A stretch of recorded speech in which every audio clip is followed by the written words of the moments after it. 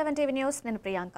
వివరాల్లోకి వెళ్తే ఉత్తర భారతదేశంలో పండే గోధుమలకు ఎక్కువ మద్దతు ధర ప్రకటించి మన రైతులు పండించే వరికి మాత్రం తక్కువ మద్దతు ధర ఇవ్వడం మోడీ ప్రభుత్వ వైఖరిని చూపిస్తోందని మాజీ మంత్రి ఎమ్మెల్యే బీఆర్ఎస్ హరీష్ రావు మండిపడ్డారు.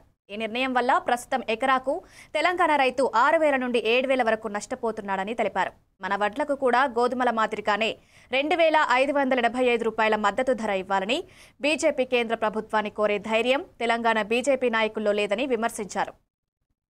మన ఎల్లారెడ్డి, మన నిజామాబాద్ అన్నపూర్ణ జిల్లా అంటారు. వరి ధాన్యం అద్భుతంగా పండించే జిల్లా. ఇవాళ కేసీఆర్ నాయకత్వంలో 10 ఏళ్లలో దేశానికే ధాన్యాగారంగా కేసీఆర్ మార్చిండు. ఇవాళ ఈ దేశంలో అత్యధిక వరి పండించే రాష్ట్రం ఏది?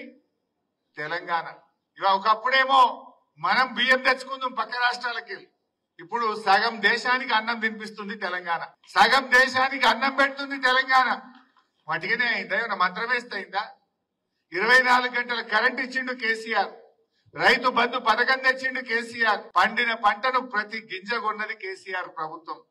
ఇట్లా ఎన్నో మంచి కార్యక్రమాలు చేసినాం కనుక ఇవాళ దేశానికి ధాన్యాగారంగా తెలంగాణ మారింది. 2014లో ఢిల్లీలో బీజేపీలో అధికారంలోకి వచ్చింది.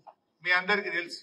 ఇక్కడ మనం వచ్చినాం, ఢిల్లీలో బీజేపీ వచ్చింది. బీజేపీ అధికారంలోకి వచ్చినప్పుడు గోధుమల మద్దతు ధర 1,400, వడ్లకు మద్దతు ధర కూడా 1,400. మొన్న గోధుమలకు మాత్రం బాగా పెంచిండ్రు, వరికి మాత్రం పెంచలే. ఈ రోజు గోధుమల మద్దతు ధర 2,585 రూపాయలు, వడ్లకు మద్దతు ధర ఎంత? 2,369. అంటే వడ్ల కంటే గోధుమలకు 216 రూపాయలు ధర ఎక్కువ పెట్టిండు మోడీ గారు. దక్షిణ భారతదేశంలో పండేటి ఏమో వడ్లు, ఉత్తర భారతదేశంలో పండేటి ఏమో గోధుమలు. అంటే మోడీ ఇలాకాల వాళ్ళ గుజరాత్ లో, వాళ్ళ ఉత్తరప్రదేశ్ లో, వాళ్ళ ప్రాంతంలో పండే గోధుమలకేమో ధర పెంచిండ్రు.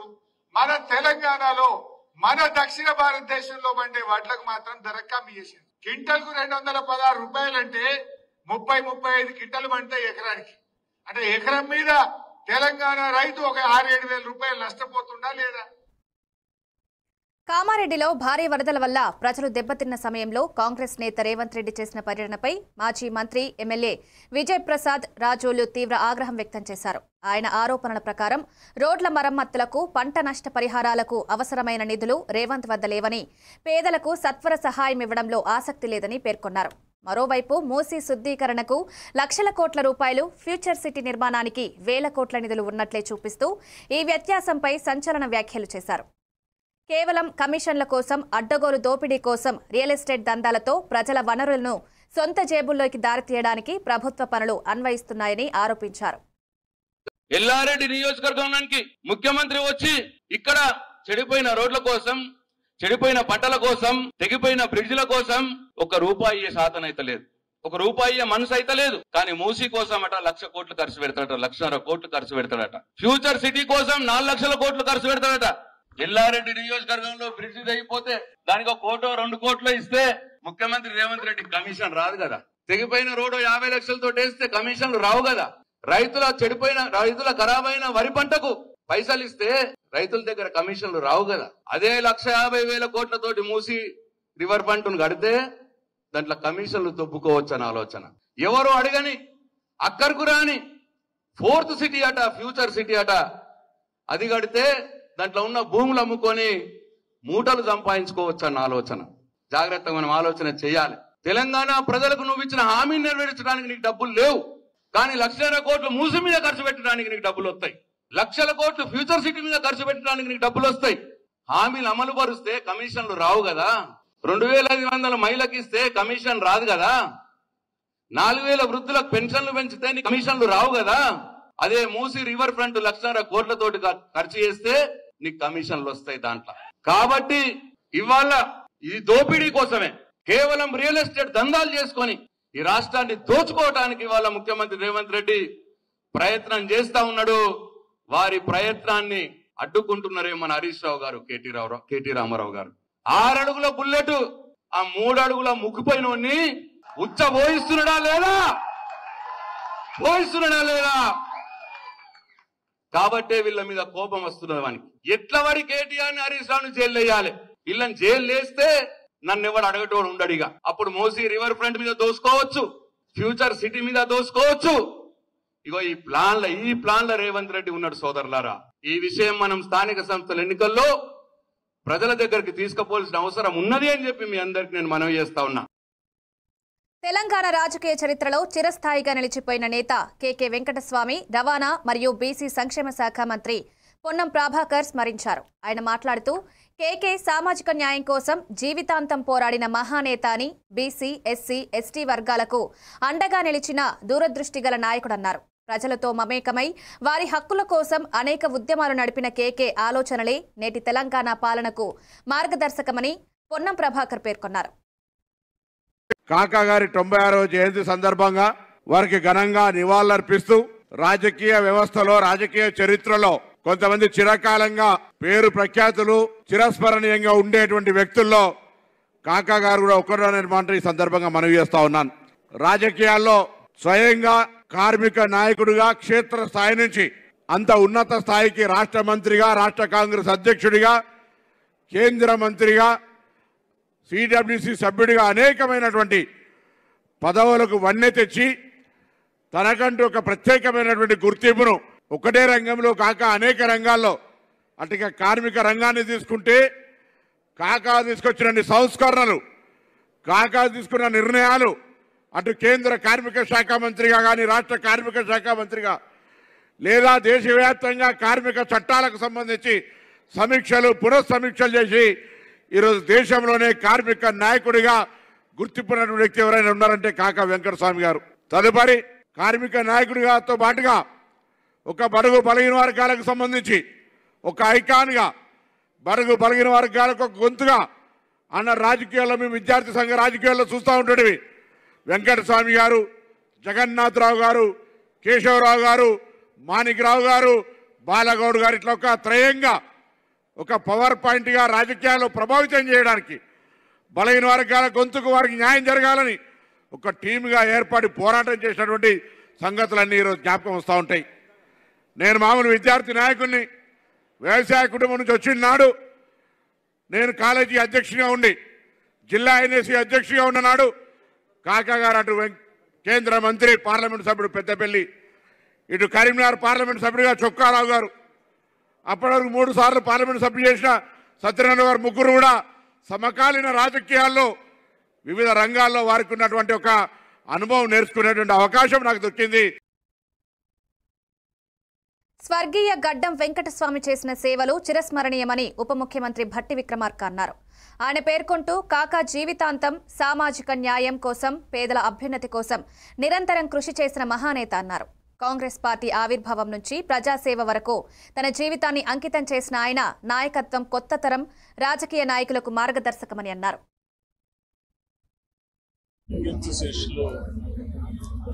వెంకటస్వామి గారి జయంతి సందర్భంగా ఈరోజు రాష్ట్ర పెద్ద ఎత్తున వారికి ఘనమైనటువంటి నివాళులు అర్పించడం జరిగింది.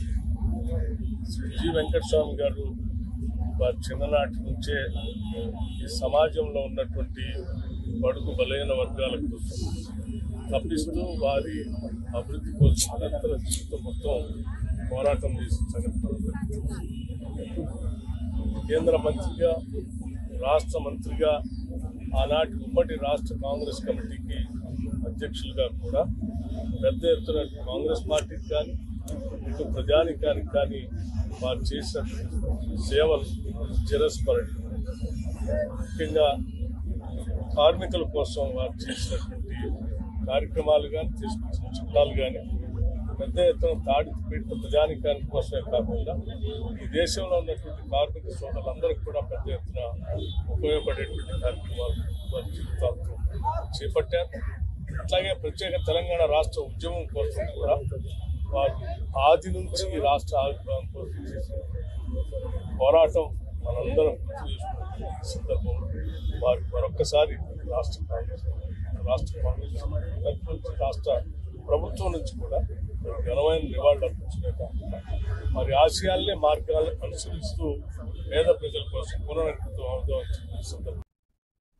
నిరంతరం ప్రజల శ్రేయస్సు కోసం పరితపించిన వ్యక్తి స్వర్గీయ గడ్డం వెంకటస్వామి గారేనని గనులు, కార్మిక, ఉపాధి శిక్షణ, ఫ్యాక్టరీ శాఖ మంత్రి గడ్డెం వివేక్ వెంకటస్వామి అన్నారు. ఆయన మాట్లాడుతూ కాకా జీవితమంతా సామాజిక న్యాయం, పేదల సంక్షేమం కోసం అంకితమై పనిచేశారని, ఆయన త్యాగం, నిబద్ధత తనకు ఎల్లప్పుడూ ప్రేరణగా ఉంటుందని పేర్కొన్నారు. నేను ఒకసారి వారు లేబర్ మినిస్టర్ కేంద్రంలో ఉన్నప్పుడు నేను కాన్ఫెడరేషన్ ఆఫ్ ఇండియన్ ఇండస్ట్రీ హైదరాబాద్లో ఏపీకి అప్పుడు నేను ప్రెసిడెంట్గా ఉన్నాను. అప్పుడు చాలామంది వచ్చి చెప్పారు, సార్ మీ నాన్నగారు ప్రైవేట్ సెక్టర్ రంగంలో పెన్షన్ పథకం తీసుకొస్తున్నారు, ఇది ఇండస్ట్రీ నడవలేదు, మీరు కొద్దిగా మాట్లాడి ఈ విషయంపై ఆపాలని చెప్పి నాకు సూచన ఇవ్వడం జరిగింది. అయితే నేను పోయి మా నాన్నగారు నా మాట వింటాడని చెప్పి పోయి నేను వారికి రిక్వెస్ట్ చేయడం జరిగింది. అయితే వారు తక్షణమే నాకు అక్కడ కోపంతో నువ్వు గెట్ అవుట్ ఫ్రమ్ హియర్ అని చెప్పి నాకు ఆయన చెప్పడం జరిగింది. ఏమన్నారంటే, నేను ఇది ప్రజలకు ఎవరైతే రిటైర్ అయిన తర్వాత వీళ్ళందరికీ అమ్మా నాన్న చాలాసార్లు కొంత పిల్లలు చూడటం లేదు అమ్మా నాన్నను, వీళ్ళకు భద్రత కల్పించాలి, నేను వారి కోసం పెన్షన్ స్కీమ్ తీసుకొస్తుంటే మీరు అడ్డుకుంటున్నారు, మీరు ఇండస్ట్రియలిస్ట్ అందరూ కూన్ చూస్ అని చెప్పి వారు నన్ను అక్కడి నుంచి గెట్అవుట్ అని చెప్పి పంపించేశారు. అంటే నిరంతరము ప్రజలకు ఏది మంచిదో ప్రజలకు మంచిగా చేయాలని చెప్పి ఆ ఆలోచన ఉండేది. ఈరోజు ప్రైవేట్ రంగంలో కూడా అందరు కూడా మెచ్చుకుంటున్నారు. ఇంత మంచి పథకము వెంకటస్వామి గారు తీసుకొచ్చారు, మాకందరికీ కూడా లాభం ఉందని చెప్పి అందరు కూడా ఈరోజు గుర్తించుకుంటుంటారు. మీ అందరికీ తెలిసిన విషయమే, సింగరేణి సంస్థ BIFRలో ఉన్నప్పుడు కాకా వెంకటస్వామి గారు, అప్పుడు పివి నరసింహారావు గారు ప్రధానమంత్రి ఉన్నారు, వారితో చర్చించి 400 కోట్ల రూపాయలు NTPCతో నుంచి సింగరేణి సంస్థకు రుణం ఇప్పించి ఆ సంస్థను కాపాడడం జరిగింది. తెలంగాణ రాష్ట్ర రోడ్డు రవాణా సంస్థ బస్ ఛార్జీల పెంపు నిర్ణయంపై తెలంగాణ జాగృతి తీవ్ర ఆందోళన వ్యక్తం చేసింది. వర్కింగ్ ప్రెసిడెంట్ రూప్ సింగ్ నాయక్ మాట్లాడుతూ ఒకేసారి 10 రూపాయలు పెంచడం సామాన్య ప్రజలపై తీవ్రమైన భారం మోపడం అవుతుందని విమర్శించారు. ఇప్పటికే ఆహార పదార్థాలు, ఇంధన ధరలు పెరిగి పేద కుటుంబాలు ఇబ్బందులు పడుతున్న సమయంలో బస్ ఛార్జీల పెంపు నిర్ణయం తగదన్నారు. ఈరోజు కాంగ్రెస్ ప్రభుత్వం, ముఖ్యమంత్రి రేవంత్ రెడ్డి గారు బస్సు ఛార్జీలను పెంచుతామనేటువంటి ఆలోచనను విరమించుకోవాలని చెప్పి మేము హెచ్చరిస్తా ఉన్నాం. ఈ ఆలోచన తెలంగాణలో ఉన్నటువంటి పేద మధ్యతరగతి ప్రజల మీద తీవ్రమైనటువంటి భారం పడుతుంది. ఇప్పటికే మహిళలకు ఉచిత బస్సు పేరుతోని గ్రామాలకు వెళ్ళే అనేక బస్సులను తగ్గించారు, పట్టణాల్లో కూడా అనేక బస్సులను తగ్గించారు. ఈ తగ్గినటువంటి బస్సులలో ప్రయాణానికి అనేక ఇబ్బందులు పడుతున్నటువంటి తెలంగాణ మధ్యతరగతి పేద ప్రజానికమంతా ఒకవైపున ఇబ్బందులు పడతా ఉంటే, ఒక బస్సులను పెంచవలసినటువంటి ప్రభుత్వం బస్సులను పెంచకుండా ఛార్జీలను మాత్రమే పెంచాలనే ఆలోచన చేయడం బాధాకరం. ఈ ఆలోచనను మేము తీవ్రంగా జాగృతి పక్షాన ఖండిస్తున్నాం. ఇప్పటికే పండుగల పేరుతో దసరా, దీపావళి లాంటి ముఖ్య పండుగల సందర్భంలో స్పెషల్ ఛార్జీల పేరుతో అత్యధిక డబ్బులు వసూలు చేస్తూ ఇవాళ వాళ్ళు తీసుకున్నటువంటి తప్పుడు నిర్ణయం, ఉచిత బస్సు పేరుతో వచ్చేటువంటి నష్టాన్ని ఈ మధ్యతరగతి పేద ప్రజల మీద భారం పెంచి పూడ్చుకోవాలనేటువంటి ఈ కుట్రల్ని జాగృతి పక్షాన తీవ్రంగా హెచ్చరిస్తున్నాం. వెంటనే ఈ పెంచాలనేటువంటి చేసినటువంటి ఆలోచనను విరమించుకోవాలని చెప్పేసి డిమాండ్ చేస్తూ ఉన్నాం. అలాగే ఆర్టీసీ ప్రయాణం చేసేటువంటి పేద మధ్యతరగతి ప్రజల యొక్క జీవన స్థితిగతులు కాంగ్రెస్ ప్రభుత్వం అధికారంలో వచ్చిన తర్వాత రోజు రోజు దినగండంగా మారిపోతా ఉన్నాయి.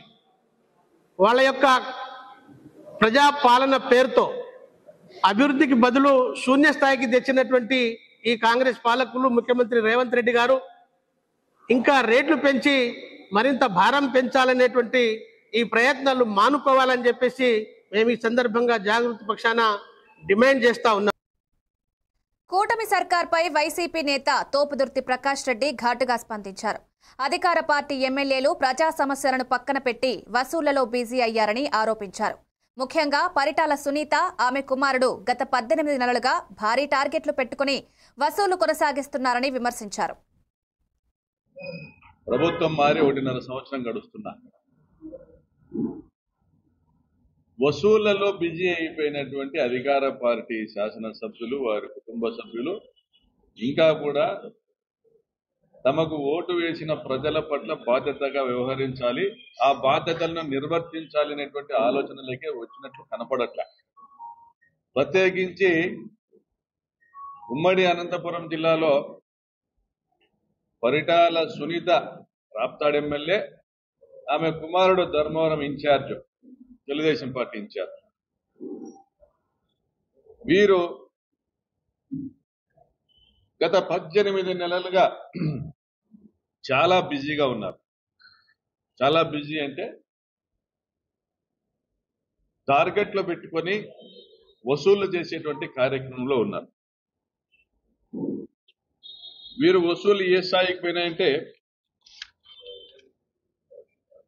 నాకు తెలిసి 95 నుంచి 30 సంవత్సరాల పాటు సివిల్ సప్లైస్ రవాణా కాంట్రాక్ట్ వీళ్ళే నిర్వహిస్తున్నారు. మధ్యలో 1 సంవత్సరమో 2 సంవత్సరాలు ఎప్పుడైనా ప్రభుత్వం వచ్చిన తొలి రోజుల్లో అనంతపురంలో ఒక వాయిస్, ఒక ఆడియో బయటకు వచ్చింది.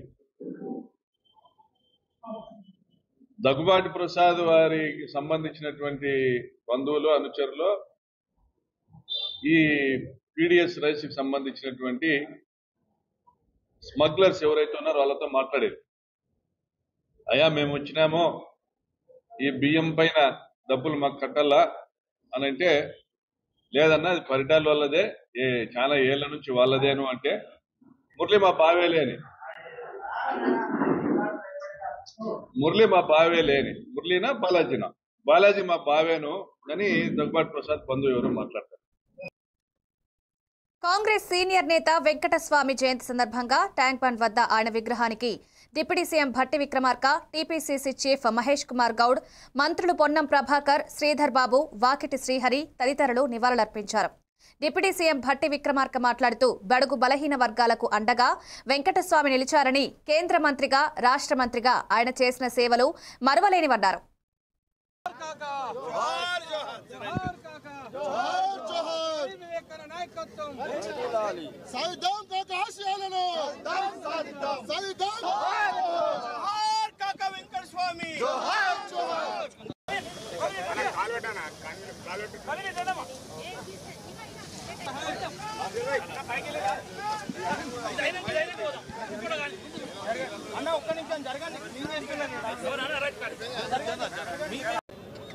కీర్తిశేషులు జి వెంకటస్వామి గారి జయంతి సందర్భంగా ఈరోజు రాష్ట్ర ప్రభుత్వం తరఫున పెద్ద ఎత్తున వారికి ఘనమైనటువంటి నివాళులు అర్పించడం జరిగింది.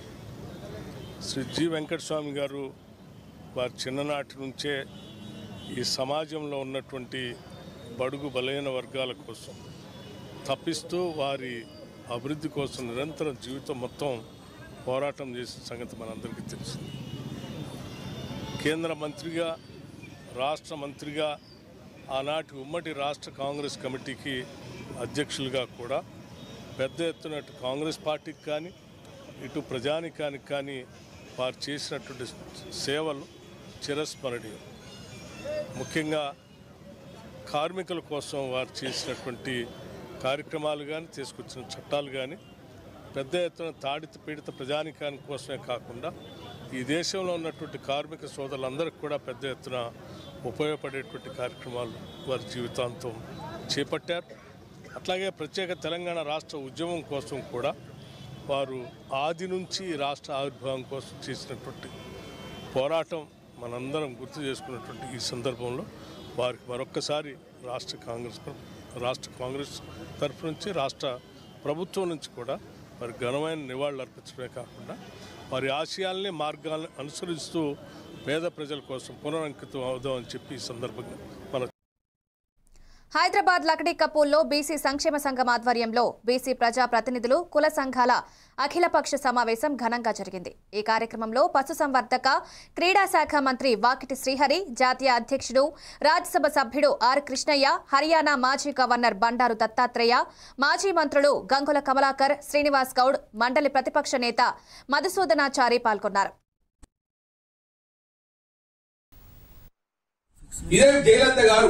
సుమారు 2-3 సార్లు ఏదైనా జీవో ఇచ్చేదాడు.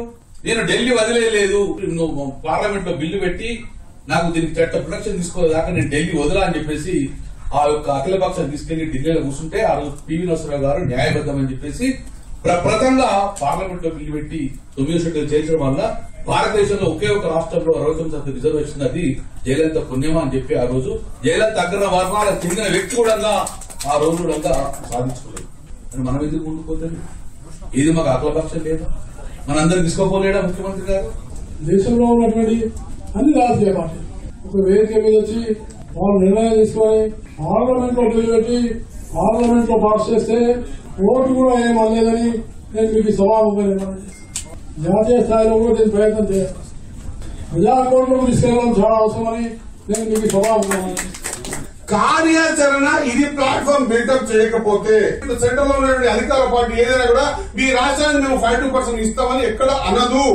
మనం నిర్మాణం చేసుకున్నదాన్ని యాక్సెప్ట్ చేయమని మనమందరం కలిసి కూడా ఫోర్స్ చేయాల్సిన అవసరం ఉన్నది. 47% రిజర్వేషన్ ఇస్తామని చెప్పిన ఈ ప్లాట్ఫామ్ మీద ఆ ప్లాట్ఫామ్ మీద తినే చెప్పినా అది కట్టుబడి ఉందాం. పార్టీల ప్రకారం ఇస్తే రేపు నిలబడ్డప్పుడు కొంత ఓసీ నిలబడ్డప్పుడు కొంత రాజకీయ అటు అయితే బీసీ బిడ్డలకు అన్యాయం జరుగుతుంది. కాబట్టి ఖచ్చితంగా చట్టం ప్రకారం వస్తేనే గెలిచింది ఎవడైనా సరే బీసీ బిడ్డనే. కాబట్టి ఆ బీసీ బిడ్డ కోసం మనం పోరాటం చేద్దామనేటువంటి ఆలోచనతో ముందుకు వచ్చినాం.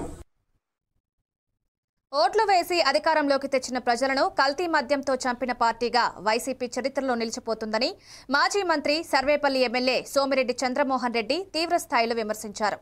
కల్తీ మద్యం ఘటనలపై సీఎం చంద్రబాబు నాయుడు ప్రోత్సహిస్తున్నారని జగన్ చేసిన వ్యాఖ్యలను ఖండించారు. వైసీపీ పాలనలోనే 3,500 కోట్ల రూపాయల మద్యం కుంభకోణం దేశంలో సంచలనమైందని గుర్తు చేశారు. అక్రమాలను కూటమి ప్రభుత్వం ఎట్టి పరిస్థితుల్లోనూ సహించదని స్పష్టం చేశారు. వైసీపీ అధ్యక్షుడు జగన్మోహన్ రెడ్డి ఆయన మద్యం గురించి మాట్లాడుతున్నాడు. ఎక్కడో అన్నమయ్య జిల్లాలో కల్తీ మద్యం ఒక వ్యక్తి తయారు చేస్తుంటే ఎక్సైజ్ డిపార్ట్మెంట్ రైడ్ చేసి పట్టుకుంది.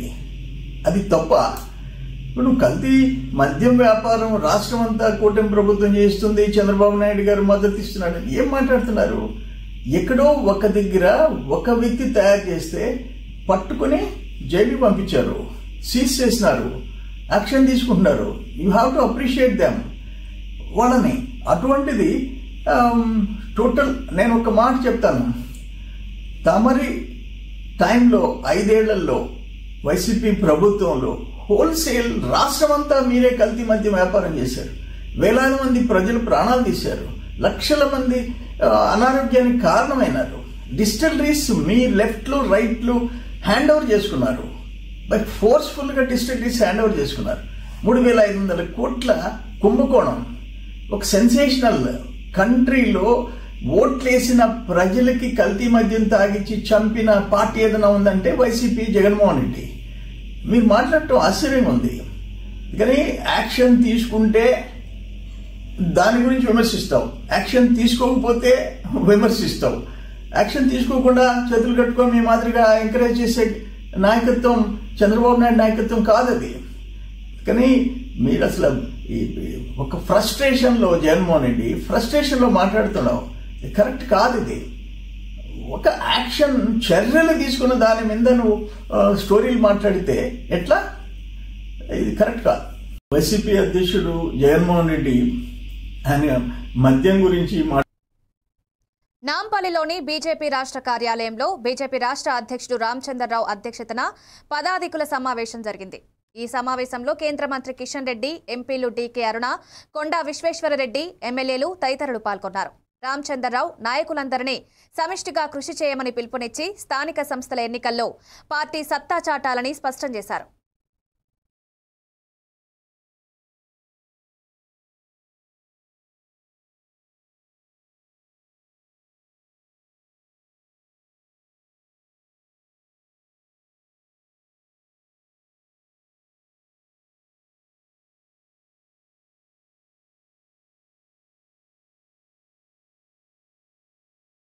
గతంలో గత ప్రభుత్వాలు ఏదైతే మన గ్రామీణ ప్రాంతాన్ని ఏ ప్లానింగ్ కమిషన్ చెప్పిన తర్వాత సెంట్రల్ ఫండ్స్ వచ్చాయో అది డైవర్ట్ చేశారు. ఆ డైవర్ట్ చేసినటువంటి ఒక విషయాన్ని కూడా ఈరోజు తెలంగాణ ప్రజలు మర్చిపోలేదు. మీరు ఏ పాత సర్పంచ్ అడగండి, బీఆర్ఎస్ అనేది చాలా అన్యాయం చేసింది, ఏడిపించింది అనేటువంటి మాట మాట్లాడతారు. సో కాంగ్రెస్ పార్టీ వచ్చిన తర్వాత ఇప్పుడు ఈ వీళ్ళు కూడా నిధులు లేక పైసలు చేయలేక మళ్ళీ సెంట్రల్ ఫండ్ వస్తే ఈ లోకల్ బాడీ ఫండ్స్ వాళ్ళు డైవర్ట్ చేసుకుంటారు. అది కాకుండా ఉండాలంటే బీజేపీ ఎక్కువ శాతం గెలిస్తే దాన్ని మనం ఆపవచ్చు అనే విషయాన్ని కూడా మనం గ్రామీణ ప్రజలకు వెళ్ళాల్సిన అవసరం ఉంది. గ్రామీణ సడక్ యోజన, ప్రధానమంత్రి గ్రామీణ సడక్ యోజన, బ్లాక్ టాపింగ్ ఇవన్నీ మనం చేస్తున్నాం. ఆ ఫండ్స్ కూడా డైవర్ట్ చేసుకుంటున్నాం. ఇవి updates. Keep watching A1 TV news.